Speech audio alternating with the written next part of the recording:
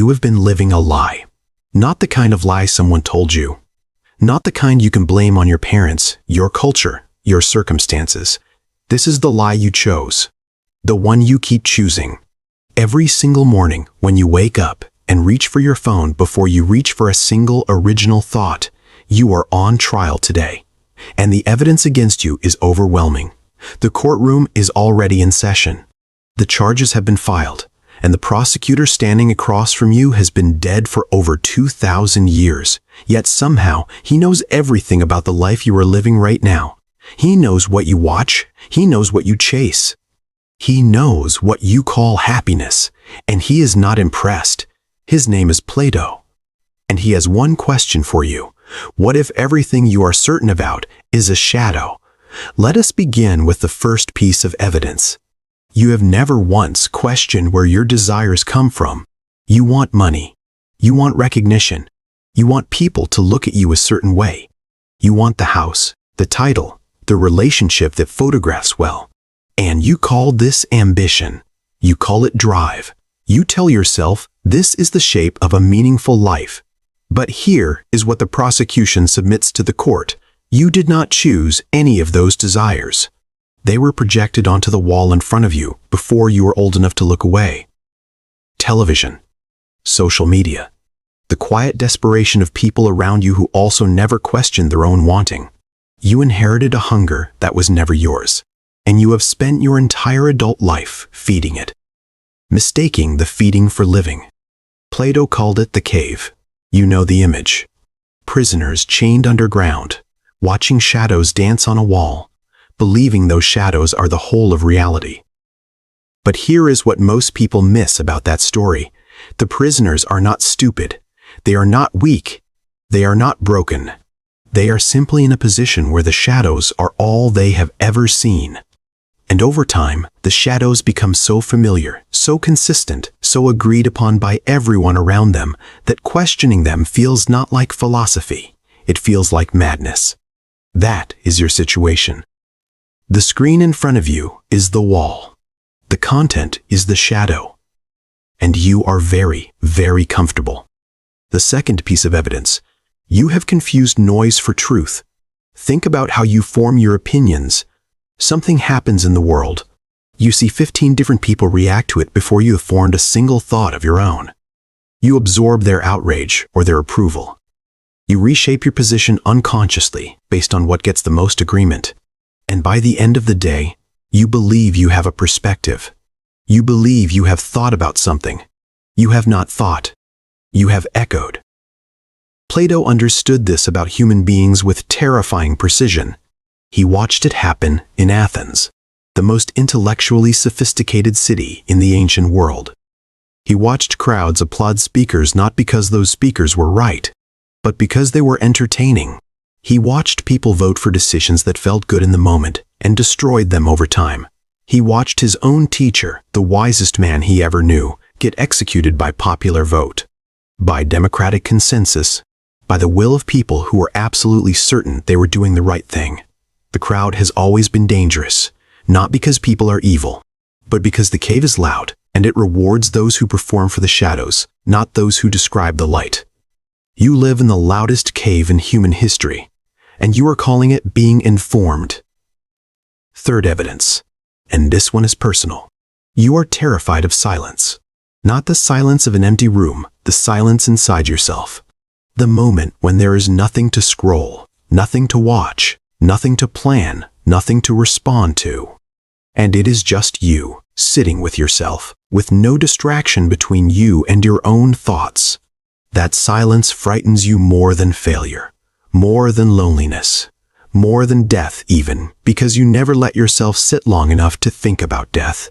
You fill every gap. You optimize every moment. You call it productivity. You call it staying busy. But Plato would call it something else. He would call it a man who cannot stand his own company, because somewhere, beneath all the noise, he suspects there is nothing there. The philosopher's entire life was built on one radical discipline, the practice of turning inward, not for comfort, not for peace, not for the warm self-help version of introspection that tells you everything you feel is valid, but for confrontation. The Socratic method was not designed to make people feel good.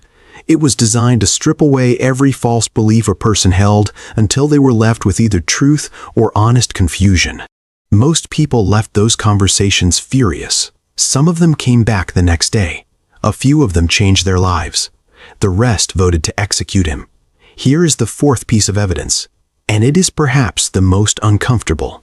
You do not actually want to see reality. This is the charge that will sting, because you probably believe you are someone who values truth, someone who is not like the others, someone who is awake to things most people miss. But let us examine that belief honestly. When was the last time you changed a core belief because evidence demanded it? Not a preference, not a taste. A belief you held deeply, about yourself, about how the world works, about what you deserve, about why your life looks the way it does. When did you last allow that belief to be destroyed and replaced with something truer? Plato described a man who escapes the cave. He climbs out into sunlight for the first time, and it blinds him. Physically blinds him. The light is so overwhelming, so completely different from everything he has known, that his first instinct is to close his eyes and go back down. Most people, Plato says, do go back down. Not because the cave is better, but because the darkness is familiar, because the pain of adjustment is real, because seeing clearly, truly clearly, costs something enormous. It costs your comfort. It costs your certainty. It costs the version of yourself you have been carefully constructing for years, the one who is the victim of circumstances, or the one who deserves more than they have, or the one who has already figured out the important things. Reality does not care about that version of you. Fifth and final piece of evidence. You have been measuring your life by the wrong things entirely. Not wrong in a moral sense, wrong in a structural sense. Plato's theory of forms, stripped of academic language, says this: everything you can see, touch, measure, and own is a copy. A degraded imitation of something deeper, more real, more permanent. The beauty in a face is a shadow of beauty itself. The justice in a law is a shadow of justice itself. The love in a relationship is a shadow of something that does not decay. And most human beings spend their entire lives in fierce pursuit of the copies, while remaining completely untouched by the thing the copies are pointing toward. You chase the relationship, but never confront what love actually demands of you. You chase success, but never ask what a meaningful life actually requires. You pursue happiness in the form of comfort, approval, pleasure, and stimulation, and then wonder why even when you get what you wanted, the hunger comes back, sharper than before, as if the winning itself revealed that you were running toward the wrong thing all along. That hunger is not weakness. Plato would say it is the most honest thing about you. It is your soul recognizing, in its inarticulate way, that what you have been given is not what you actually need. The tragedy is not that you are suffering. The tragedy is that you are suffering in the wrong direction. The prosecution rests. The evidence has been presented. The case has been made. Not by anger, not by cruelty, but by the oldest and most devastating form of cross-examination ever invented, the question that does not let you look away. And now the verdict belongs to you, not to Plato, not to this video, not to whoever recommended it to you, or whatever algorithm placed it in front of your eyes. The verdict belongs entirely to the person sitting inside that body right now, behind those eyes, reading these words. Are you a prisoner who is comfortable enough that you will call the chains a lifestyle? Or are you someone who, even blinded by unfamiliar light, will keep walking toward it? There is no third option. There is no moderate position. You either question the shadows or you perform for them. You either turn toward what is real or you refine your attachment to what is not. Every day you do not choose. You are choosing. Plato knew what most people would decide. He watched them decide it in Athens. He watched the wisest man he ever knew stand in front of a crowd of people who had every opportunity to see clearly, and they chose the shadow. They always choose the shadow. The only question left, and it is the only question that has ever mattered, is whether you will be the rare exception. The court is adjourned. The rest is up to you.